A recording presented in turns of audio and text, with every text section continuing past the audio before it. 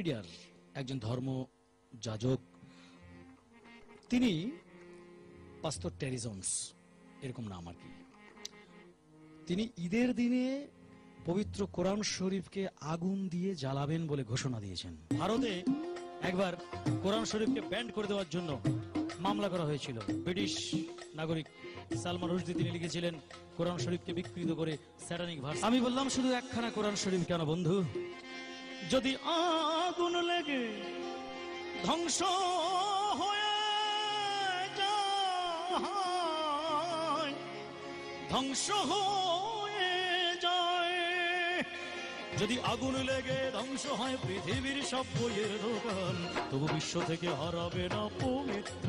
করবে কেমন করে কোরআন ধ্বংস আগুনের তেজ, করবে কেমন করে কোরআন ধ্বংস আগুনের তেজ। আজ বিশ্ব ভরা লক্ষ লক্ষ কোরআন হাফেজ, তারা আবার ছাপায় আসমানি গ্রন্থ, তারা ছাপায় আসমানি গ্রন্থ, বাঁচাবে ইসলামের মান,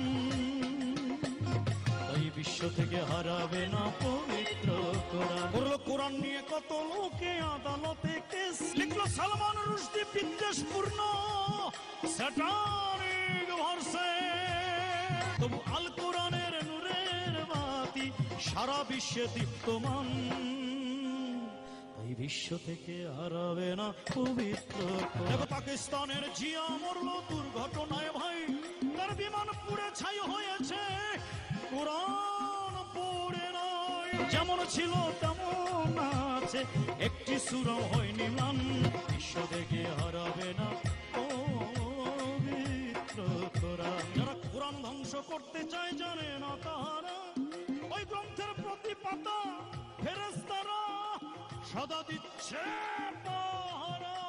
আমার বিশ্ব নবীর সাধনার ধন, নকুল কয়রা ফুলের দান, বিশ্ব থেকে হারাবে না পবিত্র কোরআন। যদি আগুন লেগে ধ্বংস হয় পৃথিবীর সব বইয়ের দোকান, বিশ্ব থেকে হারাবে না পবিত্র কোরআন, বিশ্ব থেকে হারাবে না পবিত্র কোরআন, বিশ্ব থেকে হারাবে না পবিত্র কোরআন।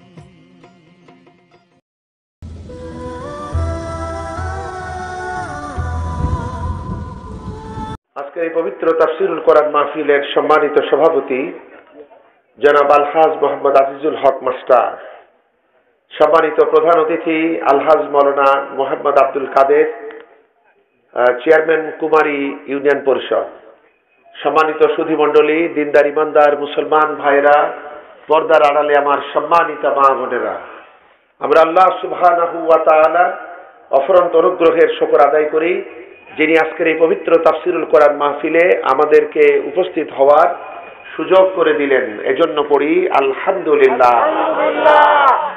আজকের মাহফিল আসতে পেরে আপনারা খুশি না বেজার? অল্প না বেশি? তাহলে সেই রকম করে পড়ুন আলহামদুলিল্লাহ। আমিও ব্যক্তিগতভাবে আল্লাহ পাকের শুকরিয়া জানাই, যিনি আজকে ছুটির দিন হলেও, আজকে জুমাবার হলেও বেশ কিছু কাজের কারণে প্রচন্ড ব্যস্ততার মধ্য দিয়েই তাড়াহুড়ো করে আপনাদের সামনে দিনের খাতিরে উপস্থিত হওয়ার সুযোগ আল্লাহ আমাকে দিলেন। এজন্য আমিও পড়ি আলহামদুলিল্লাহ। বন্ধুগণ, খুবই কম সময়ের ভিতরেই কথা বলতে হবে। আপনারা প্রথমে বলে নেই, আমার অবস্থা দেখে বুঝছেন আমার আসলে আলমডাঙ্গাতে যে ঘটনাটা ঘটছে, আলমডাঙ্গাতে জান্নাতুন নাইম গোরস্থান, যেটা হচ্ছে দারুস সালামের পাশে, সকাল 10টায় আমি প্রথম খবর পাই। এই খবর পাওয়ার পর প্রথমে আমি এমপি মহোদয়কে জানাই, এসপিকে জানাই, ওসিকে জানাই এবং মেয়র মহোদয়কে জানাই, এবং চুয়াডাঙ্গা থেকে, আমি তখন চুয়াডাঙ্গা থেকে ফেরার পথে মেয়রের গাড়ি আমি অনুসরণ করে ধরতে পারি পৌর কলেজের কাছে। এরপর তাকে ওখানে গাড়িতে উঠায় নিয়ে কি করা যায় দুজনে ভাবতে ভাবতে সরাসরি সেখানে উপস্থিত হই। এবং আসলে ঘটনা সত্য, তখন শুধু ছাইগুলা পড়ে আছে আর কিছু ধ্বংসাবশেষ, প্রায় 150 কোরআন, এগুলা ধ্বংসাবশেষ কিছু পুলিশরা তখন বস্তা ভর্তি করে থানায় নিয়ে গিয়েছে, সাংবাদিকরাও চলে গেছে। ঘটনাটা বড্ড আকস্মিক ঘটে। এমপি মহোদয় তাৎক্ষণিক পদক্ষেপ নিয়ে এসপি এবং ডিসিকে পাঠায়। আমি চাইছিলাম দারুস সালামে জুমায় বক্তব্য রেখে শান্ত পরিস্থিতি করব, কিন্তু কেউ কেউ পরামর্শ দেন যে দারুস সালামে কথা বলা দরকার নেই। আমরা এটা দেখছি। আমার ইউনো সাহেবের আজকে বিশ্ববিদ্যালয়ে পরীক্ষা ছিল, উনি ওখান থেকেও তাড়াহুড়া করে ছুটে আসেন, দারুস সালামে তিনি কথা রাখেন। টোটাল পরিস্থিতি ছিল খুবই ভয়াবহ, কারণ এর ভিতর দিয়ে কিছু মানুষ পানি ঘোলা করে ফায়দা লুটার চেষ্টাও করেছে। আমি এবং মেয়র মহোদয় দুটি কথা বলে তাদেরকে শান্ত করি। আমার কথাটা ছিল এই, যারা সারা জীবন পবিত্রতার সাথে কোরআন স্পর্শ করে তারা তো আর অপমান করার কথা নয়। এখন রাজনৈতিক কিছু পরিস্থিতি আছে সামনে, এটা নিয়েও কেউ কিছু করতেছে কিনা জানি না। আর আমরা দুজন আরেকটা কথা বলি, যারা বিশৃঙ্খল অবস্থা তৈরি করতে চাচ্ছিল তাদের উদ্দেশ্যে, যে আমরা যেহেতু নিজেরাই এখানে পৌঁছে গেছি, আইন শৃঙ্খলা বাহিনীও এখানে আছে, সুতরাং কোনো প্রয়োজন নেই তোমাদের নাক গলানো, বরং তোমাদের অভিভাবক হিসেবে আমরাই তো এখানে উপস্থিত। সুতরাং কোনো তথ্য থাকলে আমাদেরকে দিতে পারো, পুলিশ প্রশাসনকে দিতে পারো, এটা বলে পরিস্থিতি হালকা করা হয়। এবং তার পরবর্তীতে আপনারা বোধহয় কেউ কেউ জানেন বা জানবেন, মাদ্রাসা প্রিন্সিপালকে পুলিশ হেফাজতে নেওয়া হয়েছে, 8টা ছাত্রকে নেওয়া হয়েছে। এটার কথা শুনে মন খারাপের কোনো কারণ নাই, কারণ এদেরকে হেফাজতে না নিলেও তাদের নিরাপত্তা দেওয়া সম্ভব হবে না। এটা হচ্ছে নিরাপত্তা হেফাজত, তাদেরকে অপমান করা হয় নাই, তাদের নিরাপত্তাগত কারণেই তাদেরকে পুলিশ হেফাজতে নেওয়া হয়েছে। তাদেরকে সম্মানজনকভাবেই তাদের সঙ্গে কথা বলা হয়েছে। এরপরে বিকালে আমাদের একটি রাস্তার ব্যাপারে কথা হচ্ছিল, মাননীয় এমপি মহোদয়কে সাথে নিয়ে আমি সেই গ্রামে ঢুকছিলাম। টোটাল মানুষেরা তাদের সাথে কথা বলতে হয়, এবং টোটালি আপনারা জানেন এই কারণে অকারণে বলা হয় কেষ্ট বেটাই চোর, মানে ইসলামপন্থীদের উপরে যে কোনো কায়দায় কত কিছু ঢুকানো যায়। এজন্য এমপি মহোদয়ের সঙ্গে সরাসরি আমি কথা বলি। আলমডাঙ্গার শান্তি শৃঙ্খলার বিরাজের ব্যাপারে তিনি আমার সঙ্গে একমত হয়েছেন, এবং সেই অনুযায়ী আমরা ইউনো সাহেবকে সাজেশন দিছি। ইউনো সাহেবকে বলেছি এমপি মহোদয়ের সাথে কথা বলতে, এবং ইতিমধ্যেই কেন্দ্রীয়ভাবে 3 জন আইজি তারা আমাদের সঙ্গে কথা বলেছে, এবং মাননীয় প্রধানমন্ত্রীর কানেও আলমডাঙ্গার এই খবর চলে গেছে, এবং ফ্যাক্সের মাধ্যমে আমরা মোটামুটি একটি স্বাভাবিক রিপোর্ট মাননীয় প্রধানমন্ত্রীর বরাবর ইতিমধ্যে আমরা পৌঁছে দিছি। এই ব্যস্ততাপূর্ণ ময়দান থেকেই আপনাদের সামনে আসতে হয়েছে, এজন্য এই জিহাদি পোশাক আমার গায়ে, এভাবেই আসতে হয়েছে। আরেকটি মাহফিলও ধরতে হবে সেবাবাগে। বন্ধুগণ, আপনাদেরকে এই পরিস্থিতিতে আমি একটি কথা শুধু বলবো, আপনাদের জানা মতে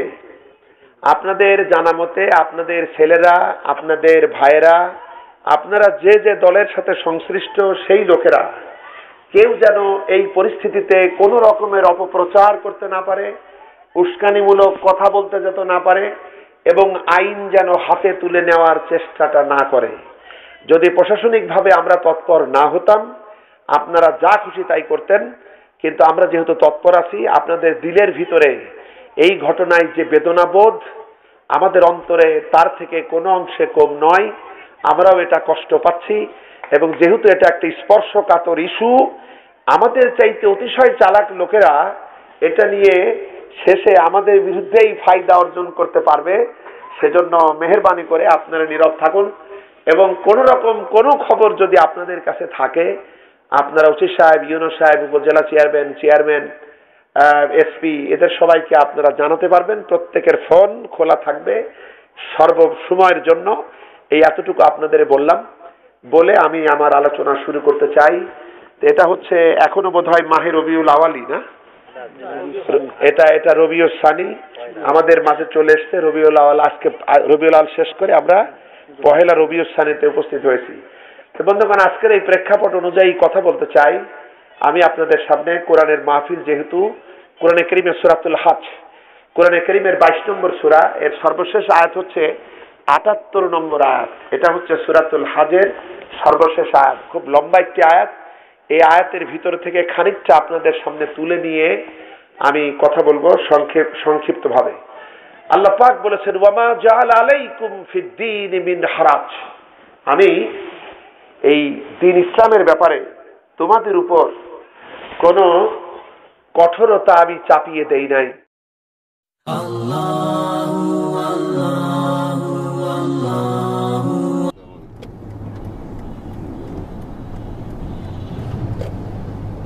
পেয়েছি। আচ্ছা, এই গাড়ির দাম কত? এই গাড়ির দাম অরিজিনাল 44 পড়েছে। 44 লাখ। কিন্তু এমনি দাম কত? হলো আপনার মনে হয় ট্যাক্স ফ্রি না? হ্যাঁ, ট্যাক্স ফ্রি। 1.5 কোটি হবে ট্যাক্স করলে। গাড়ির দাম বেশি না, ট্যাক্স হইলে গাড়ির দাম 1.5 কোটি টাকা ট্যাক্স। 3 ভাগ না? 4 ভাগ। সিসাকে বলি আগে ব্যাপারটা। এইটে হ্যাঁ চাচা, দেখো শুনে এইখান থেকে শুরু। একটু মনে করলে মাইল মিটারে একটু পরীক্ষা করার জন্য একটু সুইচটা দিতে পারেন যে কতটুকু কিলো। নোট করতে হবে। হ্যাঁ, ওই যে একটা সুইচ আছে না যেটা দিলে প্রথম থেকে ওটা। আমি 85 বলে রাখলাম একটা সালা কত দিয়ে ঠেক হয় শেষ হয় তাহলে বের করে ফেলি দাও। ফোন কানে না। আপনি একটু লক্ষ্য করে দেখবেন যে রাস্তার দুপাশে কত ফসলি জমি, কিন্তু হয় কি বর্ষাকালে তো তাদের ফসল নিয়ে সহজে তারা কোথাও নিতে পারে না, খুবই কষ্ট হয়। আর যেহেতু মুন্সিগঞ্জের হাসপাতাল এখানে, ওদিকে আপনার হার্দি হাসপাতাল, যদি যোগাযোগও করে বেদিক থেকে বিকল্প রাস্তা থাকলে আসতে পারবে।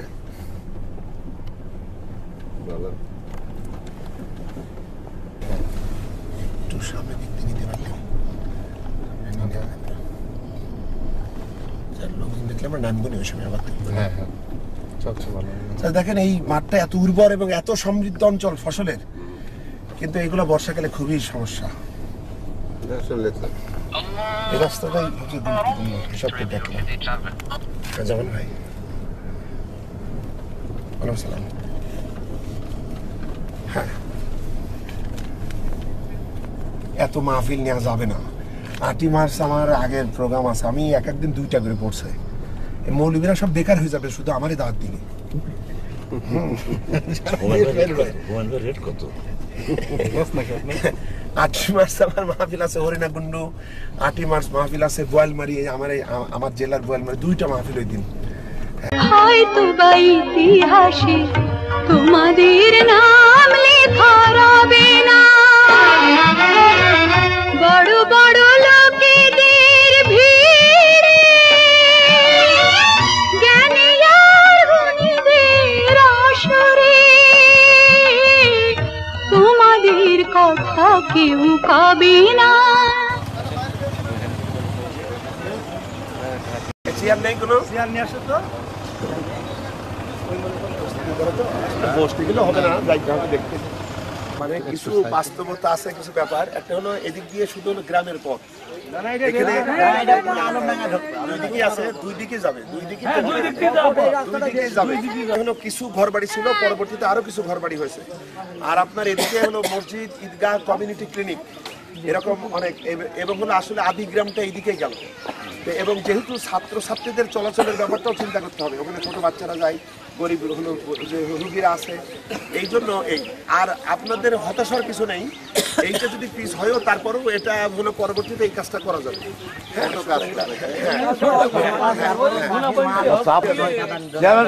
এইটা বলো চাপ আর কোনোটাই নাই, এইটা এইটাই তো গাড়ি আসবে কি বেড়ে গেছে। ঠিক আছে, সেটা তোমরা বলছো।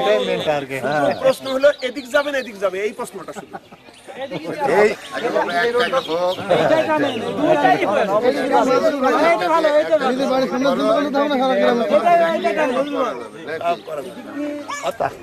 দোয়া করেন শুধু।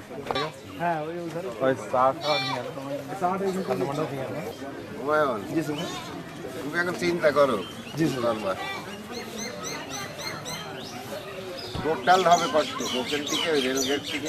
মানে না হলে রেলগেট লাগবে না, ওখানে তো একটা রাস্তা হচ্ছে হয়ে। এবার আরেকটু গেলে আমরা দেখতে পাবো যে ওখানে হলো রাস্তাটা হলো বক্স আকারে, মানে ওগুলো কাটা হয়েছে। এখন ওখান থেকে এই পর্যন্ত টোটালি 2.5 কিলো, টোটাল 2.5 কিলো। হ্যাঁ হ্যাঁ, 2.5 পাস। না না, মোট আড়াই। ওখান থেকে একেবারে শেষ পর্যন্ত 2.5, সর্বমোট 2.5। ওখানেই তো 2.5 হলো। না, কিছু ভুল হয়েছে মানে ওখানে হলে হিসাবে, কারণ আমি একেবারে 0 করে মাইল মিটার ফিক্স। হ্যাঁ, তার ভিতরে মানে উপজেলায় আমাদের হাতে যে টাকা আছে সেই টাকায় 1 কিলোমিটার করে ফেলতে পারবো। আমার সাথে ইঞ্জিনিয়ারও ছিল সাথে। এখন হলো ওই মাথাটা দেখলে আপনি বুঝতে পারবেন আমি ওদিক থেকে শুরু করবো না এদিক দিয়ে শুরু করবো, যেটাই বলি। ঠিক আছে, আর চাচা হলো একটা কথা চাচা হলো একটু দাঁড়ান চাচা, আমি সবার উদ্দেশ্যে একটা কথা বলতে চাই মানে কিছুটা ভুল বুঝাবুঝি আছে। আমি মাঝখানে যেদিন প্রথম এই রাস্তা দেখতে এসেছিলাম, কিছু লোকের আশা করেছিল আমি একটু নামি, তাদের সাথে একটু চা খাই, গল্প করি। এখন সেই কাজটা না করার কারণে তারা বলে, হ্যাঁ চেয়ারম্যান এইরকম আসলে দেখা করলো না। আসলে ওই দিন আমার হাতে মোটে সময় ছিল 20 মিনিট, এর ভিতরে টোটালটা ভিডিও করে এমপি মহোদয়কে আমার দেখাতে হবে। সেই জন্য আমার আসলে এত সময় ছিল না যে মনে করেন আমি এক কাপ চা খাবো। এখানে ভুল বুঝাবুঝির কোনো কারণ নেই। সেদিন আসলে আমি কাজ করতে এসেছিলাম।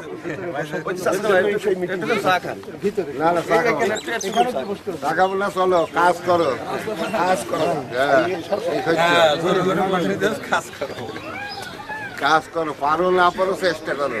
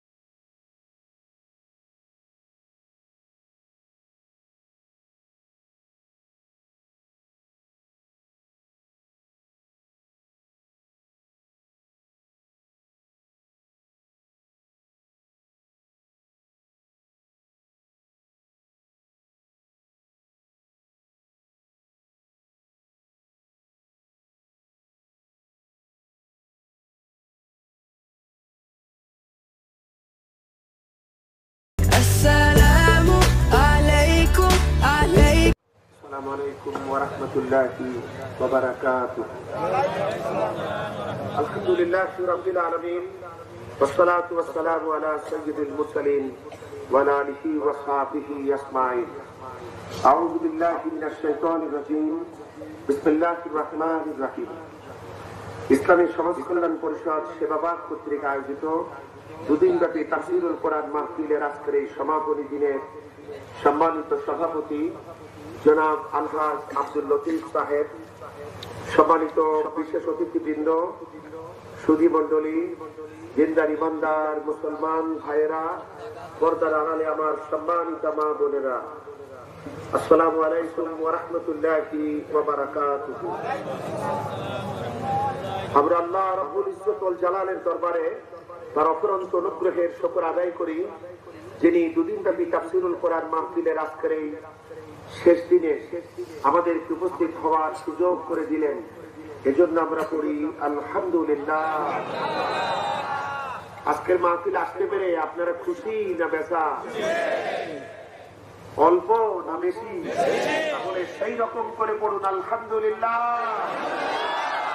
বন্ধুগণ, আমিও ব্যক্তিগতভাবে আল্লাহ পাকের শুকরিয়া জানাই, যিনি আজকে সারাদিনই জিহাদের ময়দানের ভিতর দিয়ে এই জিহাদি পোশাক পরেই আপনাদের সামনে উপস্থিত হওয়ার সুযোগ আল্লাহ দিলেন। এজন্য পড়ি আলহামদুলিল্লাহ। আমি প্রথমে বলবো আজকের আলমডাঙ্গার ঘটনা। এটা আমার মাথায় চরম ভাবে জট পাকিয়ে আছে। আজকের বক্তব্য কায়দা মতো হবে না, মানে নানা রকম যা মনে আসে তাই আপনাদের সামনে আমি আমার এই সময়কে ব্যয় করব। এর ভিতর দিয়ে আমরা বুঝবার চেষ্টা করব। প্রথমত আরেকটু বলি, কোরআনের মাহফিলে বক্তারা যেভাবে বসে আর সামনের টেবিলটা থাকে এত নিচু, এটা কোরআনকে সম্মান দেওয়া হয় না। এজন্য মাহফিল কর্তৃপক্ষকে বুঝতে হবে যে টেবিলটা অবশ্যই হাঁটুর উপরে হওয়া দরকার, যাতে কোরআনটা সেভাবে রাখা যায়। আমরা যারা কোরআনের মাহফিল করব আমরাই বুঝলাম না, এবং আলমডাঙ্গাতে কোরআনে আগুন দিয়েছে হুজুররাই, বুঝছেন? হুজুররাই আগুনে। আজকে হুজুরদের বিরুদ্ধে ওয়াজ হবে, আপনারা শুনলেন তো? তাই বলে হুজুরদের পিটায়েন না। হ্যাঁ, হুজুরদের শরীর খুবই দুর্বল, কিন্তু পিটানোর দরকার নেই। আসলে খারাপ লাগতেছে যে এইটা এইভাবে রাখা যায় না, এটাকে উঠা করা দরকার। হ্যাঁ, এগুলা আমাদের বুঝতে হবে। বর্তমান বিষয় হলো আলমডাঙ্গা আমার উপজেলা। আমি সকাল 9টায় গেছিলাম একটা বিশেষ জরুরি মিটিং এ এমপি সাহেবের বাসায়। সেখানে অসংখ্য বসন্তের কোকিলরা তাকে ঘিরেছিল। ওর ভিতর দিয়েই আমার সময় করতে হয়েছে। এরপরে জনগণের জন্য একটা গুরুত্বপূর্ণ রাস্তা আমি আদায় করতে সম্ভব হয়েছি, আলহামদুলিল্লাহ বলি। আপনারা জানেন মুন্সিগঞ্জ, যে কোনো মানুষকে মুন্সিগঞ্জের উপর দিয়ে চুয়াডাঙ্গা যাইতে হয়, আবার চুয়াডাঙ্গা হয়ে আলমডাঙ্গা আসতে হয়। কিন্তু একটা রেল লাইন আছে, এই যখনই রেল গেট পড়ে তখন রেলের দুপাশে এত জ্যাম সৃষ্টি হয়, আপনি যত বড় লাশাই হন আপনার দাঁড়িয়ে থাকাই লাগবে, বিকল্প কোনো রাস্তা নাই। কোন মহিলারা যদি মারাত্মক ভাবে সন্তান প্রসবের সময় হয়, আমি ওখানে নিজের চোখে দেখেছি, রেল গেটে ভ্যানের উপরে মহিলাদের প্রসব করে ফেলতেও আমি কিন্তু চোখে দেখছি। এই বেদনা দীর্ঘদিন থেকেই আমার মনের ভিতরে হয়, কিন্তু আমাদের এলাকার কিছু সম্মানীয় লোকদের জন্য রাস্তাটা সোজা করা যায় নাই। রাস্তাটা বাঁকা করেই আগের মতোই রাখা হয়েছে। তো উপজেলা চেয়ারম্যান হওয়ার পর থেকেই মাথার ভিতরে যন্ত্রণা যে কিভাবে একটা বিকল্প রাস্তা করা যায়, যাতে জরুরি পরিস্থিতিতে রুগী নিয়েও আপনার এলাকার লোকেরাও চুয়াডাঙ্গায় চলে যেতে পারবে, আবার চুয়াডাঙ্গার লোকেরাও আসতে পারবে, অথবা আলমডাঙ্গায় আসতে পারবে, অথবা জরুরি ভিত্তিতে যে কেউ যে কোনো সময় যাতে বিকল্প একটা রাস্তা দরকার, এটা করবার চিন্তা ছিল। আজকে বিগত প্রায় 7-8 মাস সরকার আমাকে এডিবির টাকা দিয়েছিল প্রায় 78 লক্ষ টাকা, কিন্তু আমার 14টা প্লেয়ার আমাকে এই কাজটা করতে দিতে চাই নাই। আল্লাহর মেহেরবানি আমি আমার চাচারে বোঝাতে সক্ষম হয়েছিলাম। গতকাল ছিল ফাইনাল খেলা, সেই খেলায় আল্লাহর মেহেরবানি চেয়ারম্যানরা আবার অবশেষে বাধা দিতে দিতে তাদের তেলও ফুরায় গেল। অবশেষে জয়লাভ করলাম। রাস্তাটির ব্যাপারে এমপি মহোদয় সম্মতি দিল। এখন কথা হলো রাস্তা হবে, কিন্তু কোনটা, এটা নিয়ে কথা হলো এখন যে তোমারটাই হতে হবে, এটা তো কথা না। আমি বললাম আমারটা মানে আমি আমার এলাকা বলে পাচ্ছি না, আর যে কোনো ইউনিয়নকেই চুয়াডাঙ্গা থেকে আলমডাঙ্গায় যাইতে হলে আমার বুকের উপর দিয়ে যাওয়া লাগে। আবার এদেরকেও যাইতে হলে চুয়াডাঙ্গায় যাইতে হলে ওই রাস্তা দিয়ে যাওয়া লাগে।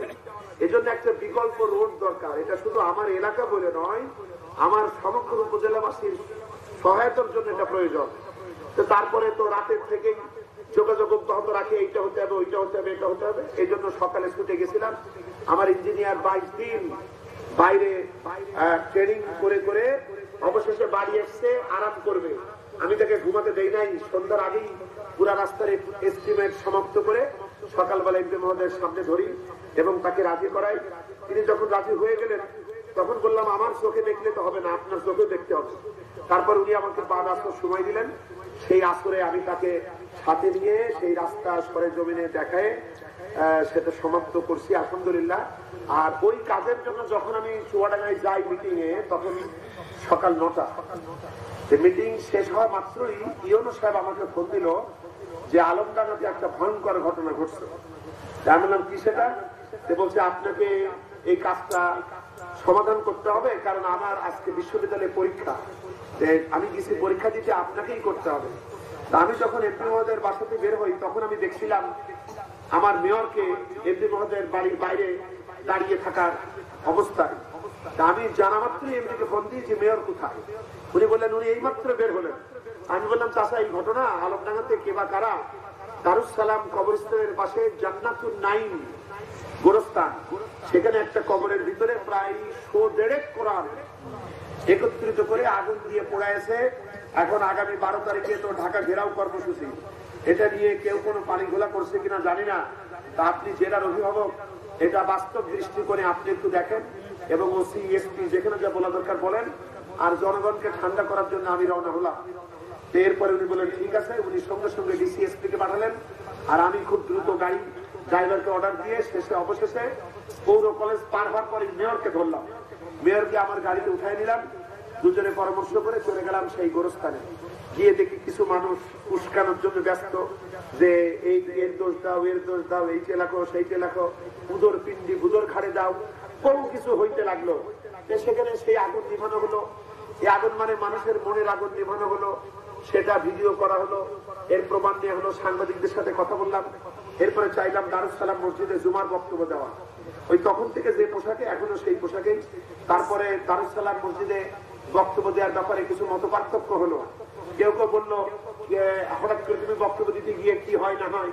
আসলে কেউ কেউ চাই যে আমি যাতে পরিচিত না হই, এই জন্য আমাকে ওখানে বক্তব্য দিতে দিল না। এরপরে আমার মতো আমি চলে গেলাম। এরপরে বিকালে আবার ইতিমধ্যে চারদিক থেকে টেলিফোন আসতে লাগলো লোকদের, কি হয়েছে কি হয়েছে কি হয়েছে। সবাইকে বললাম ঠান্ডা থাকো, আল্লাহর কাছে দোয়া করো। এখনো তো আন্দাজে কিছু বলতে পারবো না কারাই কাজ করছে। এরপরে কপাল খারাপ। এরপরে বিকালের দিকে সবকিছু জানা গেল। ইতিমধ্যে মাদ্রাসার 8টা ছেলেকে ধরা হয়েছে এবং ওখানকার প্রিন্সিপাল রবিউল সাহেবকে পুলিশ হেফাজতে নেওয়া হয়েছে। এখনো তারা অপরাধী হিসাবে প্রমাণিত না, কিন্তু নেওয়া হয়েছে। যদি তাদেরকে পুলিশ হেফাজতে না নেওয়া হয়, তাদের জীবনের নিরাপত্তা দেওয়া সম্ভব হবে না। কারণ যারা তাদেরকে বিভিন্ন কারণে দেখতে পারে না, তারা হয়তো এই সুযোগটা নেবে। সেজন্য দুশ্চিন্তার কারণ নেই। কিন্তু তারপরও এতটুকু কথা বের হয়েছে, শিক্ষকেরা বলে নাই ওই মাদ্রাসার কিছু ছেলে দেখেছে কোরআন শরীফগুলো পুরানো, অনেক দিনের পুরানো পড়ে আছে। ওরা মনে করেছে ওই কবরের ভিতরে রেখে দিই, যেভাবে মানুষ দাফন করে ওইভাবে কোরআনও দাফন হোক। কিন্তু কে বা কারা ওখানে আবার আগুন লাগাইছে। এখন যে কোনো ভাবে ইস্যু তৈরি করা হয়েছে। এখন আগুন লাগাইছে কে, তা কেউ জানে না। এখন আসলে ভুলটা সবারই হয়েছে। কারণ আমি উপজেলার সব থেকে বেশি ক্ষমতাশীল মানুষ, কিন্তু আমিও যদি একটু কাজও করি, তবে আমাকে কারো না কারোর সাথে পরামর্শ করে সিদ্ধান্ত নিতে হয়। এবং কোরআনের কথাও তাই যে তোমরা পরামর্শ ভিত্তিক কাজ করো। কিন্তু মাদ্রাসা কর্তৃপক্ষের এটা বোঝা উচিত ছিল যে এতগুলা প্রায় 150 মতো কোরআন, এটা ওই মাদ্রাসাটা পয়সা দিয়ে কিনলে কি হবে? এই কোরআন তো গোটা বিশ্ববাসীর সম্পদ, ঠিক কিনা বলেন? কোরআনে কারিমে 10 নম্বর সূরা সূরা ইউনূস, সূরা নম্বর 10 আয়াতে কারিমা 58, আল্লাহ পাক নবীজিকে বলেছেন, কুল বিফাদলিল্লাহি ওয়া বিরাহমাতিহি ফাবিযালিকা ফালইফরাহু ওয়া খায়রুম মিম্মা ইয়াসমাউন। হে নবী, আপনি ঘোষণা করুন, হে বিশ্ববাসী, তোমাদের উপরে আল্লাহর রহমত হচ্ছে এই যে আল্লাহ পাক দয়া করে তোমাদেরকে কোরআনের মতো একটা কিতাব দিয়েছেন। বলেন আলহামদুলিল্লাহ। আল্লাহ পাক বলছেন বিশ্ববাসী তোমাদের প্রতি আল্লাহর রহমত হচ্ছে এই যে আল্লাহ পাক দয়া করে তোমাদেরকে কোরআনের মতো একটা কিতাব দিয়েছেন। এজন্য কোরআনের মতো একটা কিতাব পাইছো, এজন্য তোমরা আনন্দ করো, এজন্য ফুর্তি করো। বলেন আলহামদুলিল্লাহ। হুয়া খায়রুম মিম্মা ইয়াজমাউন। বিশ্ববাসী যা কিছু অর্জন করেছে, প্রধানমন্ত্রী হতে পারে, প্রেসিডেন্ট হতে পারে, উপজেলা চেয়ারম্যান হইতে পারে, এমপি হইতে পারে, বিশ্বের মানুষ যত কিছু অর্জন করেছে কোরআন তার ভিতরে সর্বোত্তম। বলেন সুবহানাল্লাহ। বন্ধুগণ, এই কোরআনকে আমরা চিনি নাই। ওই কোরআন যে পুরাইছে, আমি মানুষকে থামতে বলছি, কারণ বেদনা তার চাইতে আমার কম না। কিন্তু আমি জানি মানুষকে যদি আমি সামাল না দেই, আর মানুষ যদি এটা নিয়ে মাদ্রাসায় আগুন দিতে পারে, ছেলেদের পিটায় মারতে পারে, বহু কিছু ঘটতে পারে, এটার নাম ফিতনা। ঠিক কিনা বলেন? কোরআনে আল্লাহ বলেন ফিতনা সৃষ্টি করা হত্যার চাইতে জঘন্য অপরাধ। যেজন্য বিশৃঙ্খলতা সৃষ্টি করা যাবে না। বুকে বেদনা নিয়েই তাদেরকে বললাম, আমরা তো এই উপজেলা জেলার অভিভাবক, তোমরা তুষ্কারিমূলক কথা বলো না। ওখানে কিছু যুবক ছিল, তারা বলছে এখনই, তারা যদি পিসাব করে পানও নেয় না, তারা বলছে আমরা এখনই মাদ্রাসার ছেলেদেরকে পিটায় মারবো। আমি তখন বললাম, ওই ছেলেগুলো ছোটবেলা থেকেই কোরআনকে শ্রদ্ধা করা শিখেছে, ওযু গোসল ছাড়া তারা এটাই হাত দেয় না। ওরা এই কাজ করবে কেন? আগে আমাদের একটু বুঝতে যাবে। এভাবে তাদের থামাই না। মেয়র সাহেব বললো, আমরা যখন দুজন এখানে এসেছি, তোমাদের তো মাথা গরম করা দরকার নেই, তোমরা হঠাৎ করে বাপ মা সাথে দরকার নেই, আমরাই তো বাপ মা, সুতরাং আমরা এখানে এসেছি, আমরা দেখছি। এরপরে আল্লাহর মেহরবানি, এমপি মহোদয় ডিসি কে পাঠালেন, এসপি কে পাঠালেন, তাদের নিয়ে বসা হলো। বসার পর এর পরবর্তীতে সবকিছু সামাল দেওয়া হলো এবং কিছু মানুষ ঘোলা পানিতে মাছ শিকারের চেষ্টা করছিল, সেটা বন্ধ করা হলো এবং 8 জন ছাত্রকে ধরা হলো এবং প্রিন্সিপালকেও হেফাজতে নেওয়া হলো। প্রিন্সিপাল সাহেব বলছেন আমি এটা জানি না। আর প্রিন্সিপালও একেবারে মানে কি বলবো, একেবারে হুতুম কাছার মতো ভাব নিয়ে আছে। সে আমরা যে দুজন দাঁড়িয়ে আছি, আমাদের সাথে একটু কথা নাই, বার্তা নাই। আমি পরে তাকে ডাকলাম, ডেকে বললাম আপনি কি বোঝেন বিপদ কি জিনিস? তারপরে তাকে বললাম যে আপনি একটা কাজ করেন। আসলে দুর্ভাগ্য হলো আমাদের লোকেরা ভালো, কিন্তু যোগ্যতা না। আপনি যত সৎ লোকই হন, আপনাকে একটা গাড়ি দিকে চালাতে পারবেন যদি ট্রেনিং না থাকে? সৎ তো আমি হবো, পাশাপাশি আমার যোগ্যতা তো অর্জন করতে পারতে হবে। আমাদের লোকগুলা ভালো, কিন্তু যোগ্যতা নাই। এরকম একটা বিপদ আপনি দেখেন, হযরতে মুসা আলাইহিস সালামের পিছনে ছুটে আসছে ফেরাউনি বাহিনী, আর সামনে বিশাল সমুদ্র, তার সাথে যত লোক, তারা সব বলছে চিৎকার দিয়ে যে মুসা আমরা তো ধরা পড়ে গেলাম। আর হযরতে মুসা সেই বিপদের মুখে দাঁড়িয়ে বলছে ভয় পাইও না, আল্লাহ আমাদের সাথে আছে। বলেন সুবহানাল্লাহ। এবং তিনি বলছেন রব্বি সাইয়াহদি, নিশ্চয়ই পথ বেরোবে। এবং একটা রাস্তা না, কয়টা রাস্তা বের হলো? 12টা রাস্তা বের হলো। তোমাকে ধন্যবাদ। 12টা রাস্তা বের হলো। বলেন আলহামদুলিল্লাহ। বন্ধুগণ, ঝড় যখন শুরু হয়, ঝড়ের মাঝখানটা শান্ত থাকে। আপনারা যদি স্যাটেলাইট ক্যামেরায় ছবি দেখেন, তাহলে দেখতে পাবেন ঝড়ের মাঝখানটা স্থির, ওখানে বাতাস প্রবাহিত হয় না, ওখান থেকে শক্তি সঞ্চালিত হয় সব জায়গায়। এখন যে হেড হবে, তার মাথাটা ঠান্ডা হতে হবে না? তার মাথা এলোমেলো হলে তো কাজ হবে না। আমি দেখি বেটা প্রিন্সিপাল এমন বেকায়দায় পড়ছে, বিপদ এখনো তো দেখে নাই, কিন্তু সে না আমারে চেনে না মেয়রকে চেনে। শেষে আমি এগিয়ে গেলাম, বললাম এদিকে আসবেন প্রিন্সিপাল সাহেব, 3টে কাজ এখনই করা লাগবে, নাইলে বিপদ, আপনি 10 নম্বর বিপদ সংকেত আপনার সামনে। কি সেটা? সে কথা বলতে পারছে না, তাকায় আসছে। বললাম প্রথম দফা হলো আপনারা শিখে রাখেন, ভবিষ্যতে এরকম কিছু হলে কাজে লাগবে। ম্যানেজিং কমিটি, আপনার মাদ্রাসা কমিটির জরুরি বৈঠক এখনই আহ্বান করতে হবে। আপনাদের পক্ষ থেকে সাংবাদিকদের উদ্দেশ্যে বিবৃতি দিতে হবে আপনারা কারা, আপনারা অপরাধী না অপরাধী না, এটাকে প্রমাণ করতে হবে। এবং যারা এই কাজের সাথে জড়িত ছাত্রদের পুলিশ ধরার আগে আপনাদের এই কাজ করতে হবে। 1। 2 নম্বর, কিছু মানুষ বলছে আপনাদের পিটায় মারবে, মাদ্রাসা আগুন দিয়ে জ্বালিয়ে দেবে। যদি এটা না চান তাহলে এখনই থানায় জিডি করতে হবে। 3 নম্বর, পুলিশের, আমরা এখন আছি, আমার অফিসার আমার সামনে, তার কাছে পুলিশ প্রোটেকশন চাইতে হবে, আমাদের নিরাপত্তার কথা বলতে হবে। এগুলো যদি না করেন, আপনার চেহারা থেকে কারো ঠেকা পড়ে নাই, আপনারা চুমু খাবে। কথা বুঝতে পেরেছেন কিনা? তারপরে এটা বললাম, উনি কি বুঝলেন? হা করি থাকলেন, কিছুই বুঝতে পারলাম না। এখন তারপরে সেই কবরের গেট খোলা হলো, কারণ উনি হলো সেই ব্যক্তি যার কাছে আমার খুব শখ ছিল যে গোটা উপজেলায় অসংখ্য ইমাম আছে না, অসংখ্য ইমাম আছে, আমাদের মসজিদ আছে না, ওই মসজিদটা একটা ইসলামের অফিস, তৈরি হওয়া অফিস, আর ইমাম হলো তার কমান্ডার ইন চিফ। আমি উপজেলা চেয়ারম্যান হওয়ার পর উনাকে আমি দায়িত্ব দিয়েছিলাম, আপনি আমার ইমামদের একটা টেলিফোন নম্বর সহ একটা ইমামের নাম এবং টেলিফোন আমার কাছে দেন। আমার বড্ড শখ ছিল আমি সমস্ত ইমামদের নিয়ে একটা সম্মেলন করব এবং ইমামদের দিয়ে শুধু হাইয়াল সালা করাবো না, হাইয়াল আল ফালাও করাবো, মানে কল্যাণের কাজটাও করাবো। কিন্তু আল্লাহর মেহেরবানি আজ পর্যন্ত ইমামদের দায়িত্বশীল হওয়া সত্ত্বেও ইমামদের মোবাইল নম্বরটা আমাকে দিলেন না। বন্ধুগণ, একটা হাত ধুতে হলে আর একটা হাতের প্রয়োজন হয়। সে আমার সহযোগিতা করবে, ম্যারাডোনা গোল দেবে, তার 11টা প্লেয়ার লাগবে না সহযোগিতা করার? একটা প্লেয়ার ম্যারাডোনা এমনি চ্যাম্পিয়ন, সে তো 10 নম্বর প্লেয়ার, কিন্তু 11টা প্লেয়ার তার লাগে, বল আগায় দেয়, তারপরে সময় মতো ক্লিক করে। আমার প্লেয়াররা বল আগে দিয়া দূরের কথা, বল আরো কাইয়ে নেয়। তারপরে এখন এই অবস্থা, এখন উনি স্ত্রী ঘরে মেহমানদারি, তাকে রাজাকার বানানোর চেষ্টা হচ্ছে, তাকে এই অঞ্চলের ওই বিশেষ দলের প্রতিষ্ঠাতা বানানো হচ্ছে। এখন যাক, আমি এমপি মহোদয়কে বলেছি এসব হাবিজাবি কথায় কান দিয়েন না, আলমডাঙ্গা যে কোনো সময়ের চাইতে শান্ত, এটা আপনার অবদান, আপনি পুলিশকে অর্ডার দেন, তারা একটা স্বাভাবিক রিপোর্ট দিক, আর ওদেরকে ধরা না, ওদেরকে রাখেন নিরাপত্তার প্রশ্নে, ওদেরকে রাখেন, এভাবে কাজ করেন। আল্লাহর মেহরবানি রিপোর্ট চলে গেছে, কিন্তু আমাকে আবার মাগরিবের নামাজ পড়তে হয়েছে। ওই রাস্তা দেখলাম মাগরিবের আগ পর্যন্ত, এরপরে কাছারি মসজিদে মাগরিবের নামাজ পড়ে জনতার উদ্দেশ্যে শান্ত থাকতে বলেছি, সেখানে বক্তব্য দিছি। এরপরে এই যে কোথায় মাহফিল ছিল কুমারী, সেখানে বক্তব্য দিয়ে এসে এই আপনার এখানে, কারণ আপনারা ইউনিয়ন মারামারি করার উস্তাদ, ঠিক কিনা গো?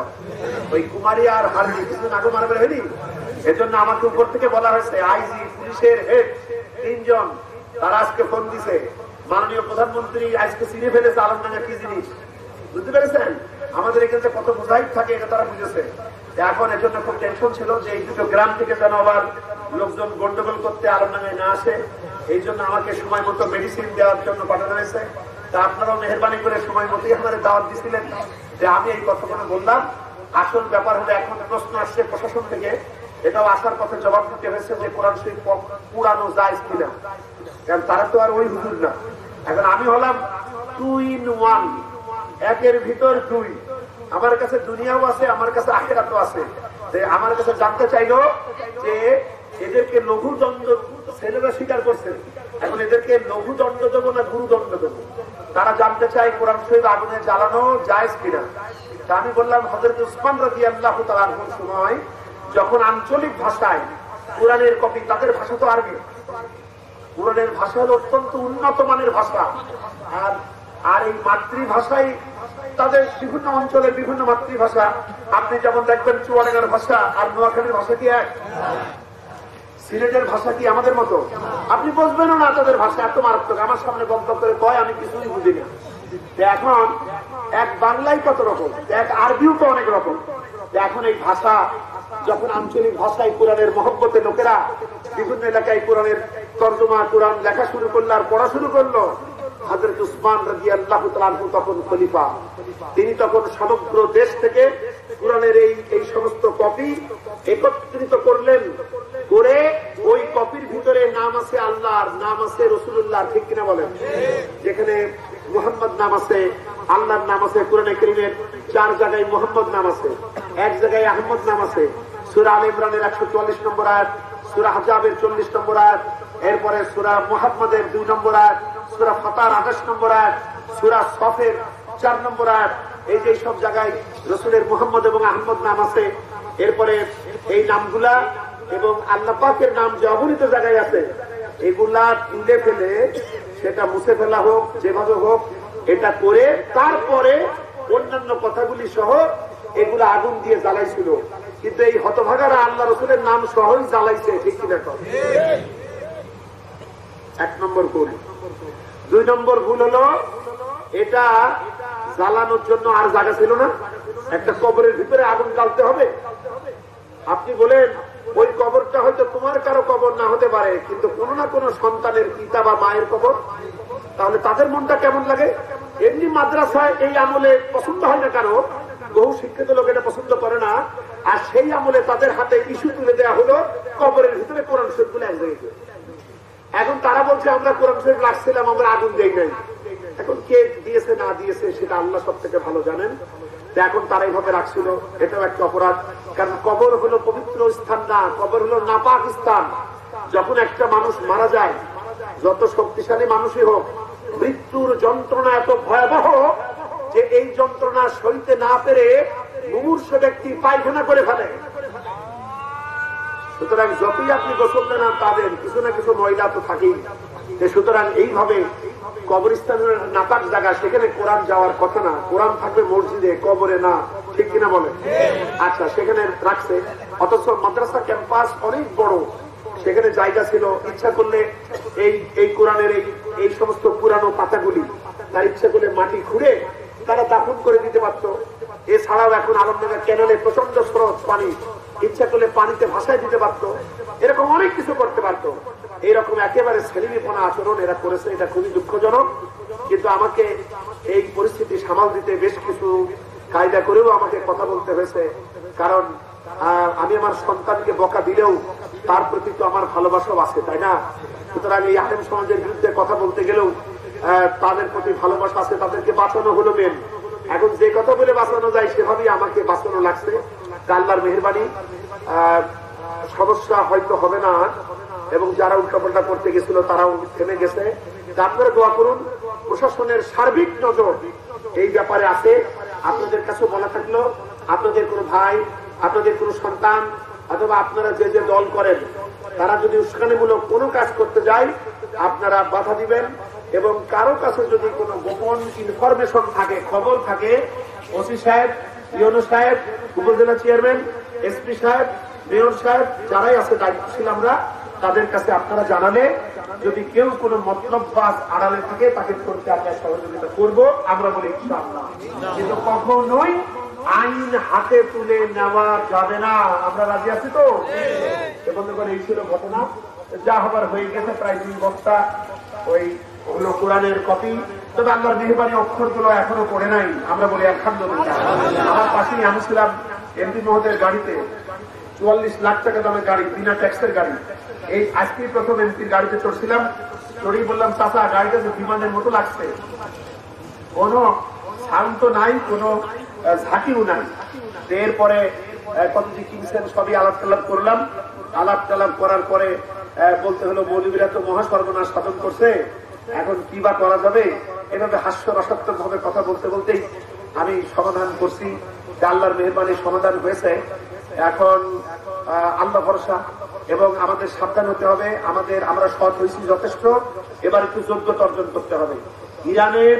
ইরানের এক নেতা, নাম হচ্ছে আয়াতুল্লাহ বেহেশতি, তিনি বলেছেন গোটা দুনিয়ার মানুষেরা অতিশয় চালাক আর অতিশয় খারাপ, অসৎ, কিন্তু আমরা ইরানিরা হব চালাক কিন্তু হব অতিশয় সৎ, ভালো। বলেন আলহামদুলিল্লাহ।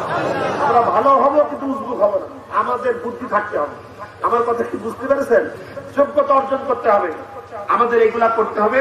অনেক সময় আপনারা ফোন করলে বিরক্ত হই, মানে কিছু কিছু সময় এমন ব্যস্ত থাকে, কিন্তু কিছু লোক ফোনে রিং পাঠিয়ে আরাম করে গল্প করে দেয়। কিন্তু এই যে এখন রিং আসছে না কেন, ফোনটা বন্ধ রাখছে, কিন্তু ফোনটা যখনই খুলবো দেখবো অনেক মেসেজ চলে এসছে। এখন আমরা আমাদের ফোনে তো অনেক নাম্বার আসে। গত 2 বছর আগে এখানে নাম্বার দিয়ে গেছিলাম, লোকেরা মজা করে ফোন করে, আর ফোন করে বলে কেমন আছেন, আপনি কোথায়, কি করছেন, খবর কি, এইসব আলাপ করি সময় নষ্ট করে। এত সময় কোথায়? এজন্য কোন নাহমাদুহু লাগবে না, ফোন করেই মূল কথাটা বলে দিতে হবে। কারণ আপনার সমস্যাটা কি, আপনি যখন ফোন দেন, ওই ফোন করতে করতে আরো 2-3টে ফোন চলে আসে। তখন যদি ফোনটা আমি না করতে পারি, তাহলে ওই ফোন আবার কল ব্যাক করা লাগে। তো ওই কল ব্যাক করতে গেলে আমার কত টাকা খরচ হয়, সেদিন এমপি মহোদয়ের কাছে আমার বিরুদ্ধে বদনাম দিচ্ছে সবাই।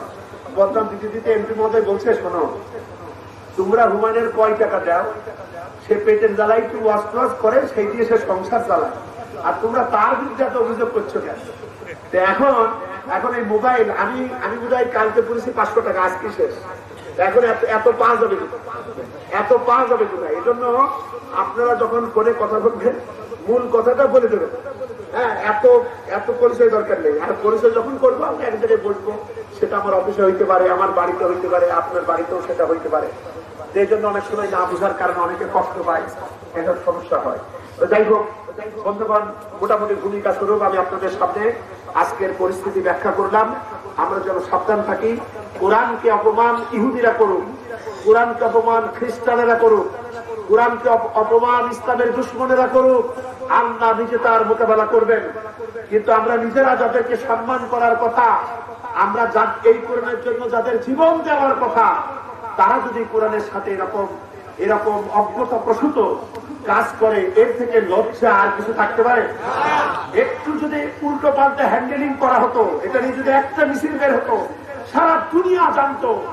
আজকে যেমন আমেরিকার প্রেসিডেন্ট ওবামা তার সৈন্যদের অন্যায়ের কারণে আফগানিস্তানের কাছে ক্ষমা চাইছে, আর সে যখন জানতো মুসলমানেরাই কোরআন অপমান করছে, তাহলে আমাদের কি মুখ থাকতো? আর বলতো তোমরা শুধু আমাদের বিরুদ্ধে বলো কেন, তোমরা নিজেরাই তো কোরআনের দাম দাও না। বন্ধুগণ, আমি ইন্টারনেট হলো পৃথিবীর জানালা, কম্পিউটার।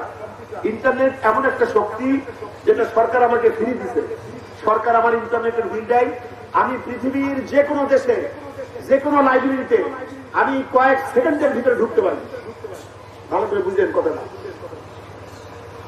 কম্পিউটার তো একটা জিনিস না, কম্পিউটার পৃথিবীর জানালা। এই জানালা যেমন জানালা বন্ধ থাকলে আর আপনি কিছু দেখবেন না, যে কম্পিউটারও ওই রকম, শুধু কম্পিউটারে কিছু দেখতে পাবেন না।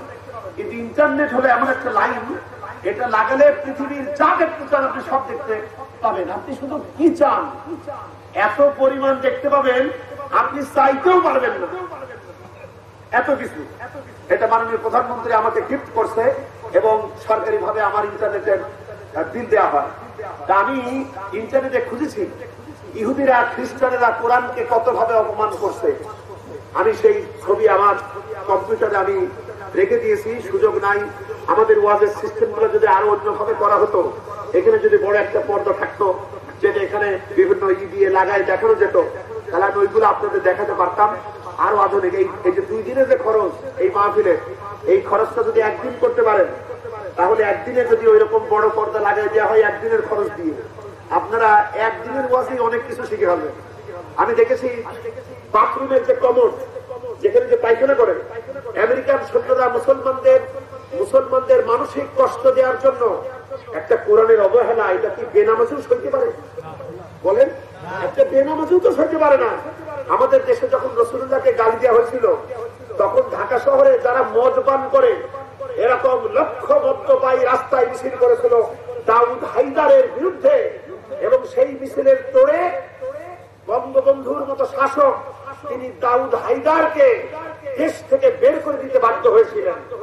কারণ মদ পাইরা বলেছিল আমরা মদ খাইতে পারি, এটা আলাদা ব্যাপার, আমরা এখন নেশার কাছে ধরা খাইছি, কিন্তু রাসূলুল্লাহকে অপমান করা হবে, এটা আমাদের জীবন থাকতে আমরা সহ্য করবো না। এই ছিল ইমান। সুতরাং এই ব্যাপারে বেনামাজি ফেমাজি কথা না, কথা হলো অনেক নামাজির চাইতেও বেনামাজি জীবন দিতে পারে। এরকম আছে, প্রেম একটা আলাদা জিনিস, প্রেম একটা ভালোবাসা একটা আলাদা জিনিস। সুতরাং এটা বুঝতে হবে যে সুতরাং ওই আপনার আমেরিকার ওই সৈন্যরা মুসলমানদেরকে তো একদিকে শারীরিক কষ্ট দেয়, গুয়ান্তানামো বে কারাগার, মারাত্মক এক বন্দিশালা, সেখানে ন্যাংটা করে উলঙ্গ করে একটা মানুষের উপর আরেকটা এইভাবে পিরামিড তৈরি করেছে। যখন তারা পিপাসায় পানি চেয়েছে, আমেরিকার সৈন্যরা মুসলমানদের মুখের উপরে পেশাব পর্যন্ত করে দিয়েছে। কুকুরের গলার বেল্ট দিয়ে মহিলা সৈন্যরা তাদেরকে বেঁধে টেনে টেনে এভাবে হেসে দিয়ে টেনে তাদেরকে অপমান করেছে। এই সব ইন্টারনেটে আছে, এটা আপনার এই পত্রিকায় অত পাবেন না। সেখানে আমি দেখেছি কোরআন শরীফ মানুষের পায়খানার ভিতরে দিয়ে দিয়েছে, তাদের কষ্ট দেওয়ার জন্য আগুন দিয়ে জ্বালাই দিয়েছে, কত ভাবে অপমান করে। বন্ধুগণ, তারপরে তো এর একটা যুক্তি আছে যে তারা তো কোরআন দেখতে পারে না, এরকম করতেই পারে, কিন্তু আমাদের জীবন এই কোরআন কিয়ামতে আমাদের জন্য সুপারিশ করবে, করবে না? এই কোরআন, আপনি কোরআন মানলেও আপনাকে ছাড়বে না, আর এই কোরআন না মানলেও ছাড়বে না। কোরআন মানলেও ছাড়বে না, কোরআন না মানলেও আপনাকে ছাড়বে না। তাহলে উপায় কি?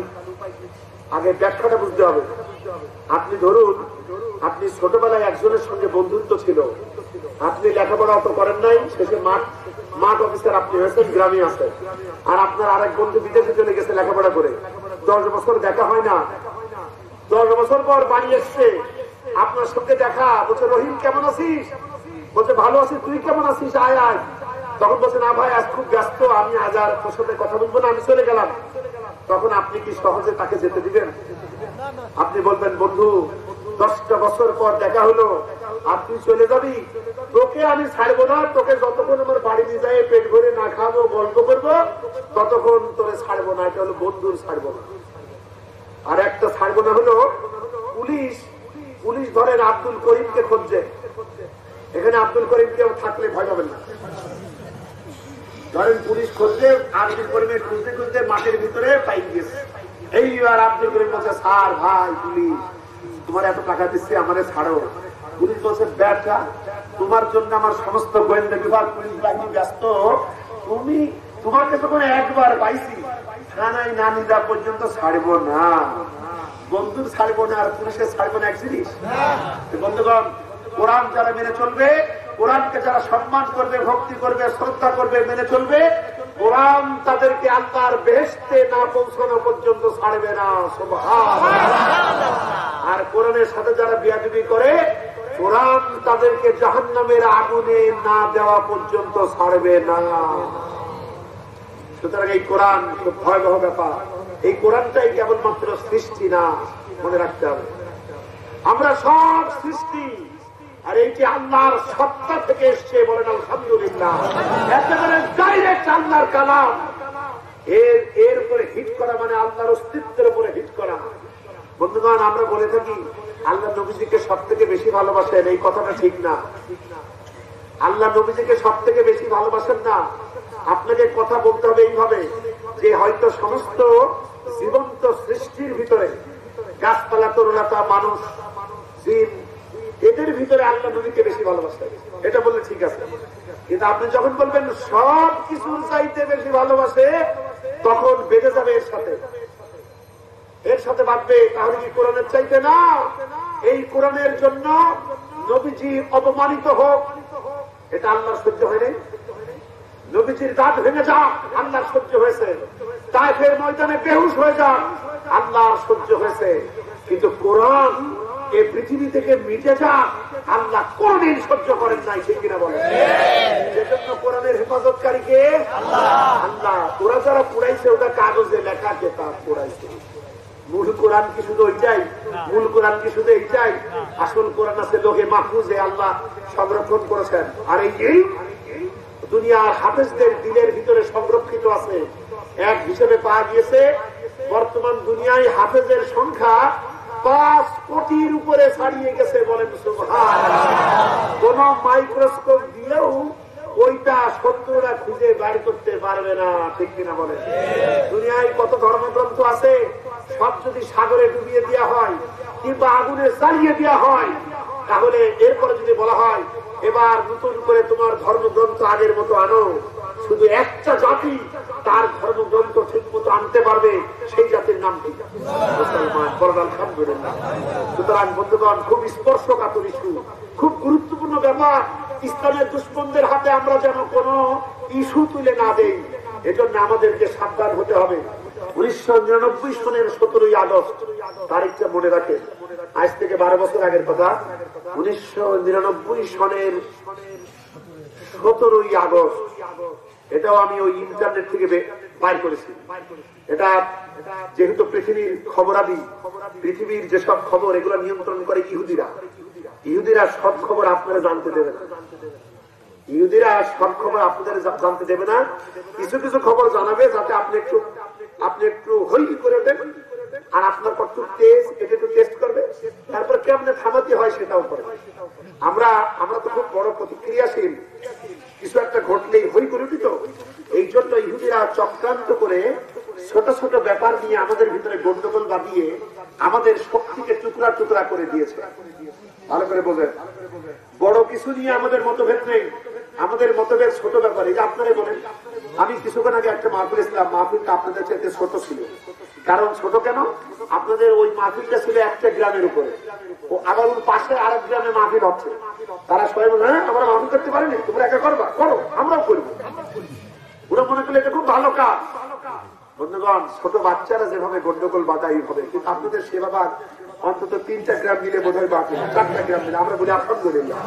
এখন যদি আমরা এরকম করতে পারতাম, আমার উপজেলায় 14টা ইউনিয়ন, আমরা যদি 14টা মাহফিল শুধু করতে